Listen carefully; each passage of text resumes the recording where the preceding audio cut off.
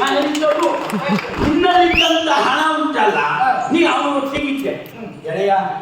ಯಾಕೆ ಹೇಳ್ತೇನೆ ಗೊತ್ತಾ? ಹೀಗೆ ಪ್ರಪಂಚದಲ್ಲಿ ಎಲ್ಲರೂ ಒಳ್ಳೆಯವರೇ. ನೀನು ಒಳ್ಳೆಯ ಆಗಬೇಕು ಮಾತುಂಟು. ನಾವು ಒಳ್ಳೆಯವರಾದ್ರೆ ನಾಳೆಲ್ಲ ಒಳ್ಳೇದಾಗ್ತದೆ ಎನ್ನುವುದಾಗಿ ಸುಳ್ಳು. ಹಿಂದಾಯ್ತು ಇವತ್ತು ಮಗ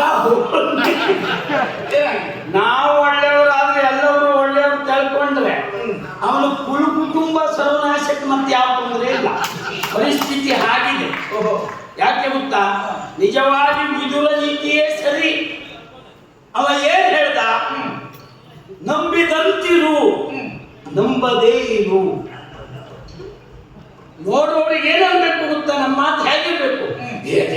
ನಾನು ಭಯಂಕರ ನಂಬಿದ್ನ ಮಾರಯ್ಯ, ಈಗ ನಾನು ಒಂದರಾಯ್ತು ಹಾಗಿರ್ಬೇಕು. ಆ ರೀತಿ ನಟಿಸ್ಬೇಕು ನಾವು.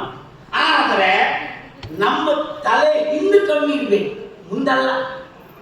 ಅಂದ್ರೆ ಅವನು ಹಿಂದೆ ಹೇಗೆ ನೋಡ್ತಿರ್ಬೇಕು ಅಂತ. ಯಾಕೆ ಮಾತು? ಅವನಿಗೆ ನೀ ಕೊಟ್ಟೆ, ಅವನನ್ನು ಹಿಡಿಬೇಕು ಅಂತ ನಾನು ಎಷ್ಟೊತ್ತಿಗೆಲ್ಲ ಹೋದ ಪುಣ್ಯಾತ್ಮ. ಅಯ್ಯೋ ಮಧ್ಯರಾತ್ರಿ ಹೋದನು ಪ್ರಾಮಾಣಿಕವಾಗಿ ಕೊಡ್ತಾನೆ ಭಾವಿಸಿದ್ದು. ಅಲ್ಲಿ ನೀ ಭಾವಿಸಿದ್ದೆ. ಈ ತೊಂದರೆ ಆಗುದೇನು ಗೊತ್ತಾ? ನಾಳೆ ಹೀಗೆ ನೀನು ಕಳ್ಕೊಂತ ಹೋದ್ರೆ ಅಂದ್ರೆ ನಾಳೆ ನೀ ಹೇಳುದೇನು ಗೊತ್ತಾ? ನಾ ಸುಮ್ಮನೆ ಕೂತ್ಕೊಂಡಿದ್ದೆ, ನನ್ ತ್ಯಾಗವನೇ ಅವ.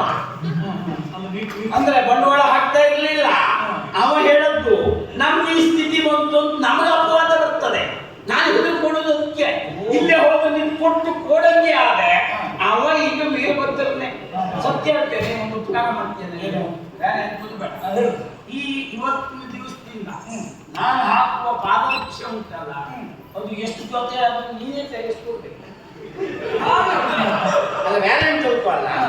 ನಾನೇ ಪಾಪ ವಸೂಲಿಗೆ ತಿರುಗಿ ತಿರುಗಿ ತಿರುಗಿ ನಮ್ದು ಎಲ್ಲ ಹೋಯ್ತದೆ. ಸಂದೇಶವನ್ನು ಕೊಟ್ಟವ ನೀನೇ ಅಲ್ಲ. ಹೌದು. ಹಾಗಾಗಿ ಆ ಕುರಿತಾಗಿ ಯೋಚಿಸಬೇಡ. ಮತ್ತು ನಾನೊಂದು ನಿರ್ಧಾರ ಮಾಡಿದ್ದೇನೆ. ನೀನು ನಿರ್ಧಾರ ಉಪಕಾರ ಮಾಡ್ತೇನೆ. ಹಣ ನಿನ್ನತ್ತೆ, ಲಾಭ ಆದರೂ ನಿನಗೆ, ಹೋದ್ರು ಬೇಸರ ಮಾಡ್ಕೊಳ್ಳೋ ನಾನು. ಇನ್ನು ಯಾರಿಗೆ ಕೊಡುದಿರು? ನನ್ನ ಕೇಳಿದೆ ಒಂದು ಕೊಡಬೇಡ. ಖಂಡಿತ ಮನೆ ಪಕ್ಷ ಕೇಳಿಯೇ ಕೊಡ್ತೇನೆ. ಆ ವಿಚಾರವನ್ನ ಬಿಡೋಣ. ಈಗ ಒಂದು ಸಂತೋಷದ ವಿಚಾರವನ್ನು ಹೇಳ್ಬೇಕಂತ ಇರುವಂತ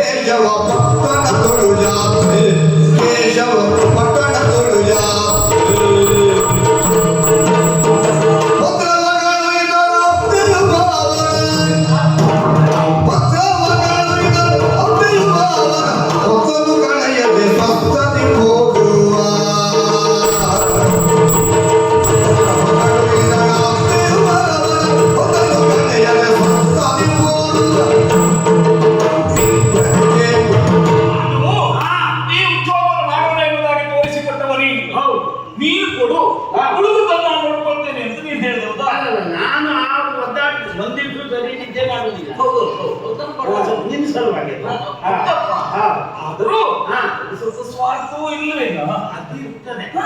ಆದ್ರೂ ನಂಗೆ ಸಿಗ್ಬೇಕಾದ ಏನಾದ್ರೂ ಸಿಗ್ತದೆ ಅಂತ, ಆ ಹೊಂದಾಣೆ ಸಿಗ್ತದೆ ಅಂತ ಲೆಕ್ಕ ಹಾಕೊಂಡು ವಿಚಾರ ಮಾಡೋ. ಅದು ಸಿಗ್ತದೆ ಅಂತ ಅಲ್ಲ, ಸಿಗಿದ್ವಿ ಅಂತಿತ್ತು. ಸಿಗದೆ ಹೋದ್ರು ನಮ್ಮ ಅಷ್ಟಿಲ್ಲ ನಿಂತು ಹೋಗಿ ನಂಗೆ ಆತ್ಮ ಅಲ್ಲ. ಸ್ವಾರ್ಥ ಅಂದ್ರೆ ಹಾಗೆ. ನಾನು ಆ ಲೆಕ್ಕದವಲ್ಲ. ತಿಳಿಬೇಕಾದ್ದೇನು ಗೊತ್ತೋ? ನಮ್ಮ ಹಣೆಯೇ ಬರಲಿದ್ದೀವಿ, ಅದೇ ಆಗುವಂಥದ್ದು. ಬರುವಾಗ ನಾವೇನು ತರಲಿಲ್ಲ, ಹೋಗುವಾಗ ಏನು ತೆಗೆದುಕೊಂಡು ಹೋಗುದಿಲ್ಲ.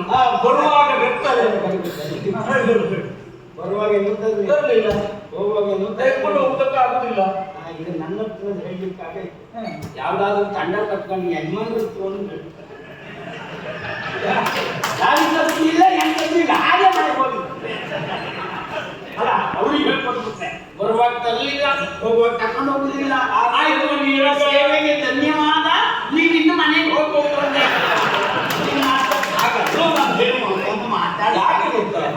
ಈಗ ಕೆಲವರಿಗೆ ನೀರು ಕೊಟ್ಟೆ, ನಾನು ಮನೆಗೆ ಹೋಗಿ ವರ್ಷದಿಂದ ನಾನು ಕೊಟ್ಟು ಸತ್ಯ ಅಂದ್ರೆ ಈ ಭೂಮಿಗೆ ಬರುವಾಗ ಸಂದರ್ಭ ನಾನು ನಿಂತದ್ದು.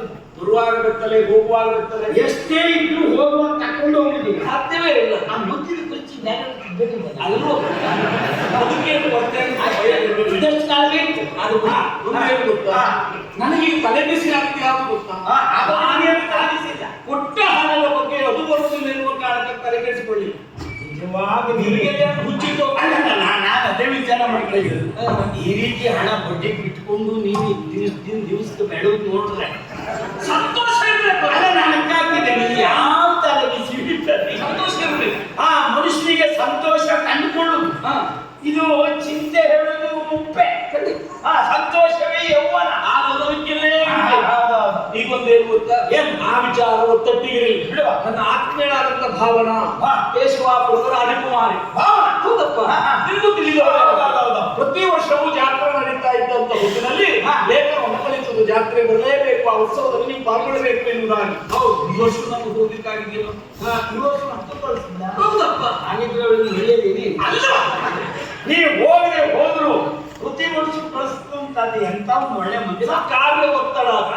ಈಗ ನಿರ್ಧಾರ ಮಾಡಿದ್ದೇನೆ ಏನೇ ಆಗಲಿ ಮನಸ್ಸಿಗೆ ಸಂತೋಷವು ಬೇಕು ಎನ್ನುವ ಕಾರಣಕ್ಕಾಗಿ ಕೇಶವಾಪುರಕ್ಕೆ ಜಾತ್ರೆ ಹೋಗ್ಬೇಕು ಎನ್ನುವ ನಿರ್ಧಾರ ತಂದಿದ್ದೇನೆ. ನೀವು ಕೇಶವಾಪುರಕ್ಕೆ ಹೋಗು, ನಾನು ಮಾರುತಿ ಬರ್ತೀನಿ.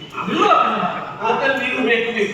ಇನ್ನೊಂದು ಸಾಯಿ ಗೊತ್ತಾ, ಪುರ ಬಿಟ್ಟಿದ್ದಾರೆ ಅಂತ ಸುದ್ದಿ ಅಗ್ನಿ ವರ್ಷ. ಹಾಗಿದ್ರೆ ಆ ಕಡೆ ಹೋದ್ರು ಹೋಗ್ಬೋದಲ್ಲ. ಆದ್ರೂ ಒಂದು ಏನು, ಅವ ಕೊಡಬೇಕಾದ ಯಾರು ಕೊಡದೆ ಹೋದ್ರು ಅರ್ಥ ಮತ್ತು ಖಚಿತ ಎಲ್ಲ ವಿಶೇಷ ಉಂಟು ಅಲ್ಲಿ ಮುಂದೋಗಿ ನಿಂತ್ಕೊಂಡು ಒಂದೇ ಅಲ್ಲಿ ಸಿಕ್ಕಿದ್ರು ಹಾಗಾಗಿ ನೀವು ಹೇಳಿದಾಗ ಆಕಸ್ಮಿಕವಾಗಿ ಸಿಕ್ಕರ ಕೆಲಸ ಆಯ್ತು. ಇಲ್ಲ ಅಂದ್ರೆ ಜಾತ್ರೆ ಇವಳಿಗೊಂದು ಸಂತೋಷ